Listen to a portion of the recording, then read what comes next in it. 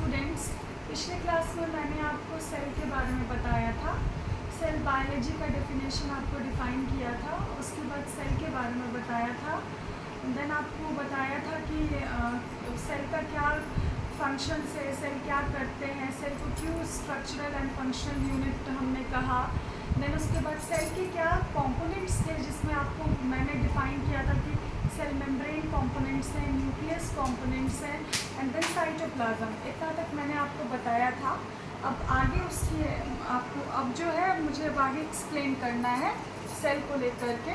ये सब तो आपको बता दिया था, लेकिन जो मेन चीज़ बताना था वो ये, जब भी हम सेल पढ़ते हैं तो उसके फादर को बिना जाने तो वो चीज़ इनकम्प्लीट होगा ना। सेल की डिस्कवरी किसने किया, सेल का फाउंडर कौन आपको है, तो सेल के जो डिस्कवरर हैं उनको हम लोग रॉबर्ट हुक बोलते हैं। आपको उन्होंने क्या किया था ना कि उन्होंने अपने हाथों से डिज़ाइन किया था एक माइक्रोस्कोप, और उसके थ्रू उन्होंने ट्री के बार्क को, जिसको हम कॉर्ड कहते हैं, वो कॉर्ड क्या होता है आपको जनरली जो ट्री का ऊपरी हिस्सा होता है, जिसको हम लोग हिंदी में छाल बोलते हैं या फिर बार्क ऑफ द ट्री भी बोलते हैं, वो क्या होता है जनरली डेड होता है, नेचर का इम्परवियस होता है। आपको वो जल्दी किसी भी चीज़ को पास करने नहीं देता है, और वो उसका बेसिकली जो मेन वर्क होता है वो आपको थिक होता है, प्रोटेक्टिव इन नेचर होता है। आपको सिंपली जो पेड़ का ऊपर वाला ब्राउन लेयर हम लोग देखते हैं ट्री का, उसको जिसको छाल कहते हैं, उसी को हम लोग कॉर्ड कहते हैं इंग्लिश में। आपको तो उन्होंने कॉर्ड को जब एग्जामिन किया माइक्रोस्कोप के अंदर में, तो उन्होंने देखा कि बिल्कुल वो हनीकॉम्ब के स्ट्रक्चर की तरह दिख रहा है। हनीकॉम्ब मीन्स मधुमक्खी की छत्ते के जैसा दिख रहा।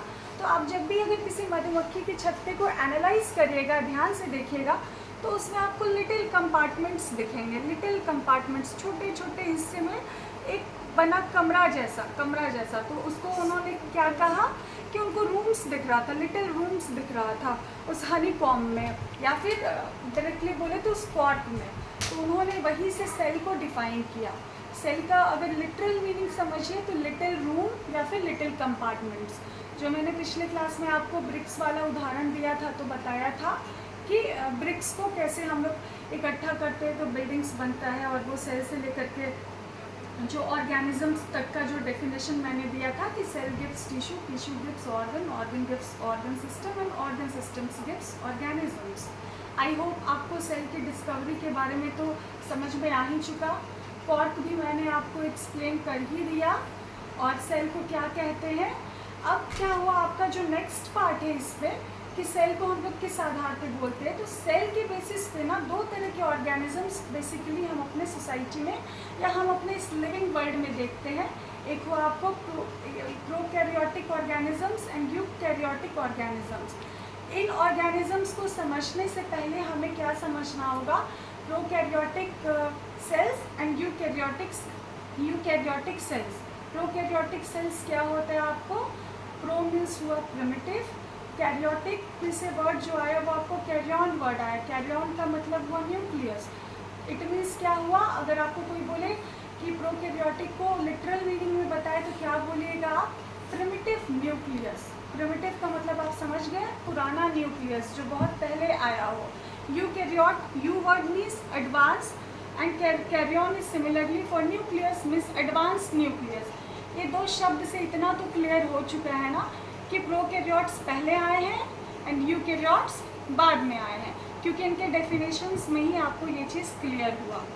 अब जैसा कि मैंने आपको बताया कि प्रोकैरियोट्स में प्रिमिटिव न्यूक्लियस होते हैं एंड यूकैरियोट्स में एडवांस न्यूक्लियस होता है। डेफिनेशन के आधार पर मैंने आपको तोड़ दिया। Pro means primitive, karyotes means karyon word से आया है जिसको हम लोग न्यूक्लियस कहते हैं। तो प्रोकैरियोट्स को अगर आपको डिफाइन करना पड़ा या डिफ्रेंशिएट करना पड़ा कि prokaryotic cells and eukaryotic cells के बीच में क्या डिफरेंसेस है, तो प्रोकैरियोटिक सेल्स को आप ऐसे डिफाइन करेंगे कि इनके न्यूक्लियस प्रिमिटिव होते हैं, या फिर आप ये कह सकते हैं कि इनमें nucleus and nuclear membrane bound organelles नहीं होते हैं या वेल डिफाइंड नहीं होते हैं। लेकिन यूकैरियोट्स में nucleus and nuclear membrane organelles well defined होते हैं। अब सवाल मन में आया कि ये न्यूक्लियर मेम्ब्रेन ऑर्गेनेल्स क्या हुए, तो ये आपको मैंने पिछले क्लास में बताया था कि ये वही ऑर्गेनेल्स है जो साइटोप्लाज्म में, सेल के साइटोप्लाज्म में रहते हैं, जिसमें आपको मैंने एग्जांपल्स बताया था, mitochondria, Golgi bodies, lysosome, centrosome, ribosomes, ये सारे जो ऑर्गेनेल्स मैंने आपको बताया था। हाँ, एक कॉमन चीज़ है कि prokaryotic cells and eukaryotic cells दोनों में ही राइबोसोम्स होते हैं, लेकिन जो अदर मैं आपको बता रही हूँ, जैसे एंडोप्लाज्मिक रेटिक्यूलम हो गया, प्लास्टिड्स हो गए, लाइजोसोम्स हो गए, सेंट्रोसोम्स हो गए, ये सारे प्रोकैरियोटिक सेल्स में नहीं होते हैं। ये सारे वेल मेम्ब्रेन बाउंड ऑर्गेनेल्स है, ये सब कुछ आपको यूकैरियोट्स में होते हैं। आपको ये एक बेसिक डिफरेंस हो गया प्रोकैरियोट्स और यूकैरियोट्स में। जो मेजर डिफरेंस में आपको आता है कि इन प्रोकैरियोट्स में nucleus and nuclear membrane bound structures या ऑर्गेनेल्स आपको वेल डिफाइंड नहीं होते हैं, बट यूकैरियोट्स में ये आपको वेल डिफाइंड होते हैं। ये आपको एक डिफरेंस हुआ।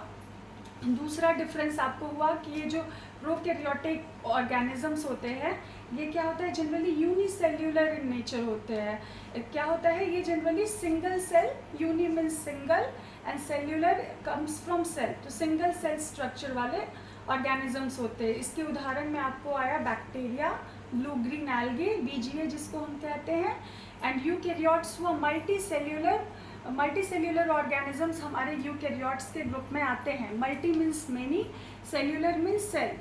तो इसमें आपको एग्जाम्पल्स हो गए ह्यूमन बींग्स या फिर एनिमल्स बोलिए, एंड प्लांट्स आपको हुए मेजर एग्जाम्पल्स में आपको।